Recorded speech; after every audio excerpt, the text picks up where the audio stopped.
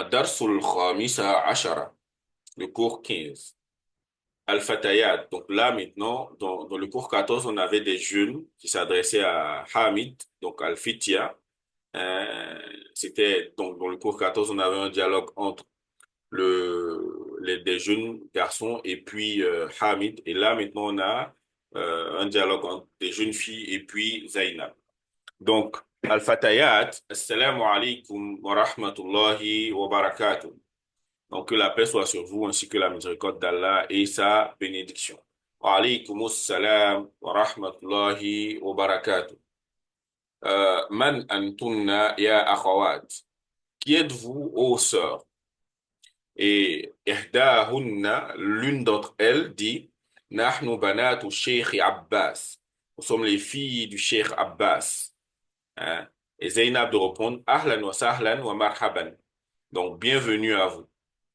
Ummukunna ustadi. Votre mère est mon professeur. Kaifa haluha? Comment va-t-elle? Et ihdahunna, l'une d'entre elles qui répond, Hiya bi khayrin walhamdulillah. Elle va bien. Dieu merci. Alhamdulillah. Aina hiya al-an? Où est-elle maintenant? Ihdahunna, l'une d'entre elles qui dit, Hiya al-ana fi Riyad. Elle est actuellement à Riyad. Et Zainab de répondre, Mata de demander, Mata zahabat. Quand est-elle partie? Ihdahunna zahabat qabla usbu'in. Elle est partie il y a une semaine. Elle est partie il y a une semaine. Donc, quand on veut dire il y a une semaine, qabla usbu'in. Zainab, qui demande encore, Man dhahaba ma'aha. Qui est parti avec elle? Et ihdahunna, l'une d'entre elles répond, Zahaba ma'aha akhuna Ibrahim. Non, c'est notre frère Ibrahim qui est parti avec elle. Kaifa halukunna? Comment allez-vous?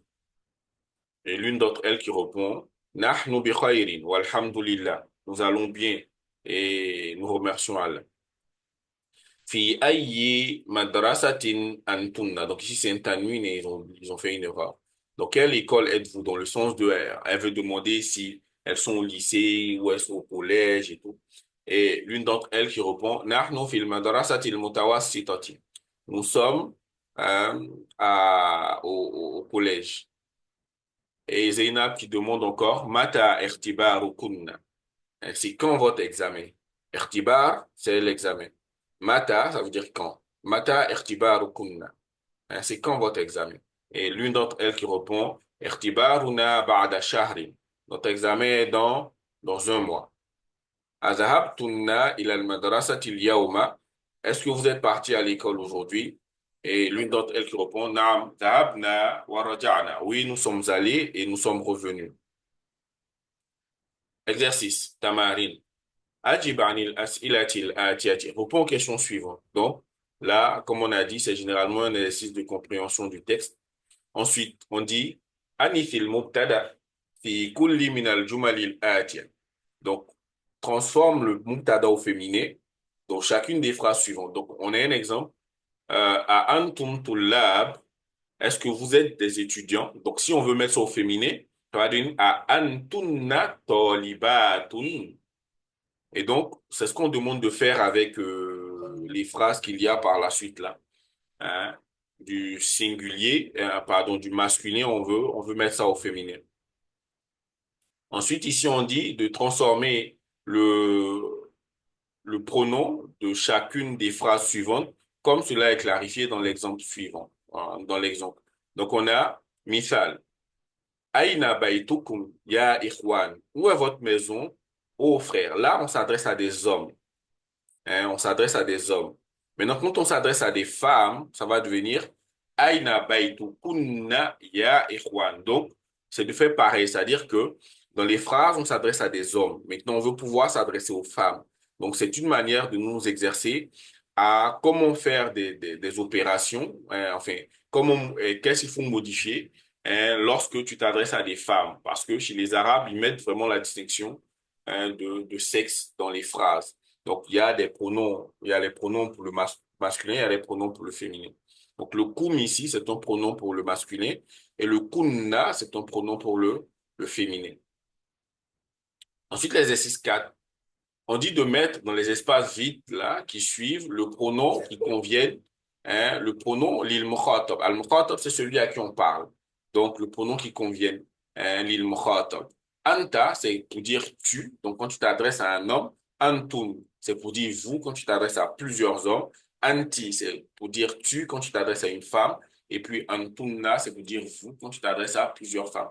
Donc en fonction de la phrase, c'est de mettre le pronom qui convient, que ce soit le pronom masculin singulier lorsqu'on s'adresse à un homme, ou bien féminin singulier lorsqu'on s'adresse à une seule femme, ou bien masculin pluriel quand on s'adresse à plusieurs hommes, ou bien féminin pluriel quand on s'adresse à plusieurs femmes.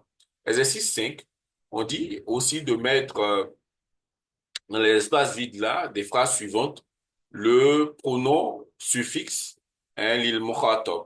Donc, ici, c'était un pronom, comme on appelle, domir munfasil, hein, un pronom qui est isolé. Donc, généralement, lui se trouve au début. Hein, très souvent, il est mubtada. Et par contre, ici, c'est le pronom suffixe. Lui se trouve à la fin et il est collé au mot.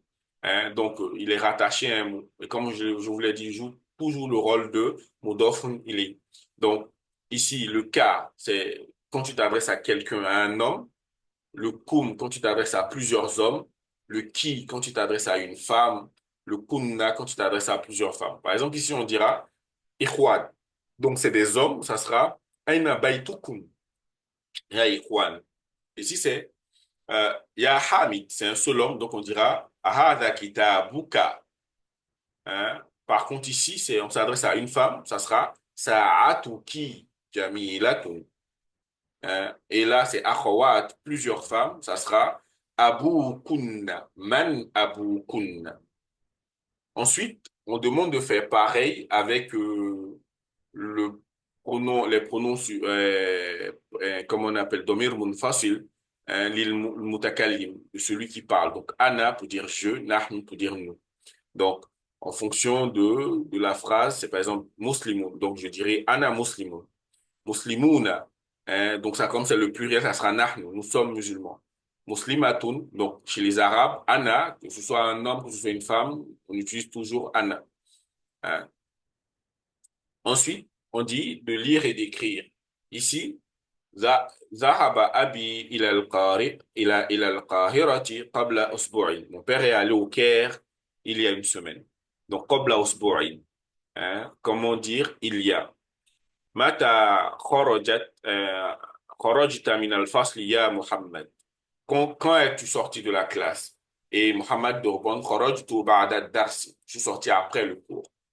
Hein? ذهبت إلى المسجد قبل الآذان. Je suis allé à la mosquée avant l'adhan. متى ذهب عمك إلى الرياض يا آمنة. Quand est-ce que ton oncle est allé à Riyad? ذهب قبل شهر. Il est allé il y a un mois. Hein? à أقبل الصلاة ذهبت pardon قبل الصلاة ذهبت إلى المطعم. Donc, est-ce avant la prière que tu es allé au restaurant? Là, dhahabtu ba'da salati. Non, je suis allé après la prière. Maintenant, ici aussi, on a, donc ici, on voit un peu comment on peut utiliser qabla et puis ba'da. Hmm. Mais qabla, usbu'in, dans le sens de il y a une semaine. C'est-à-dire que une semaine en arrière. Hein. Ba'da, après. Qabla, c'est avant. Ba'da, c'est après. Maintenant, ici, c'est pour nous montrer une partie de conjugaison. Par exemple, zahabta, c'est anta zahabta. Tu es parti. Zahabti, anti zahabti. Tu es parti, mais quand il s'agit d'une femme. Et puis, zahabtu, c'est ana, je suis. Je suis parti. Zahabtum, vous êtes parti, mais quand il s'agit des hommes. Zahabtunna, vous êtes parti, mais quand il s'agit des femmes. Et puis, zahabna, c'est nous sommes partis. Al-kalimat al-jadida. Qabla, ça veut dire avant. Ba'da, après. Kaifa, comment. Mata, quand. Al-usbu'u, la semaine. Al-shahru, le mois. Al-adhan, l'appel à la prière. As-salat, la prière. Raja'a, le verbe revenir. Irtibar, examen. Donc, ici, dans ce tableau-là, on a euh, une liste de doma'ir al-munfasila. Donc, les pronoms qui sont isolés, qui ne sont pas attachés. Al-munfasila. Ici, normalement, il y a 15 pronoms chez les Arabes. Mais là, on nous a donné juste les pronoms du singulier et puis les pronoms du pluriel. Ils n'ont pas donné les pronoms du duel. Donc, ana, hein, que ce soit femme ou homme, on dit ana. Hein. Anti quand c'est une femme, anta quand c'est un homme, hiya quand c'est une femme, huwa quand c'est un homme. Donc, ana, ça veut dire je. Anta, anti, ça veut dire tu. Maintenant, comme on a dit, on met la distinction entre les hommes et les femmes quand on dit anta, c'est tu garçon et anti, tu fille. Ensuite, hiya, c'est elle et puis huwa, c'est lui ou bien il. Nahnu, c'est pareil, que ce soit les hommes, que ce soit les femmes. Hein, on dira nahnu, ça veut dire nous. Par contre, antum, vous, femmes, pardon, antunna, vous, femmes, et puis antum, vous, garçons, ou vous, hommes. Et puis hunna, elles, au pluriel, et puis hum, il au pluriel.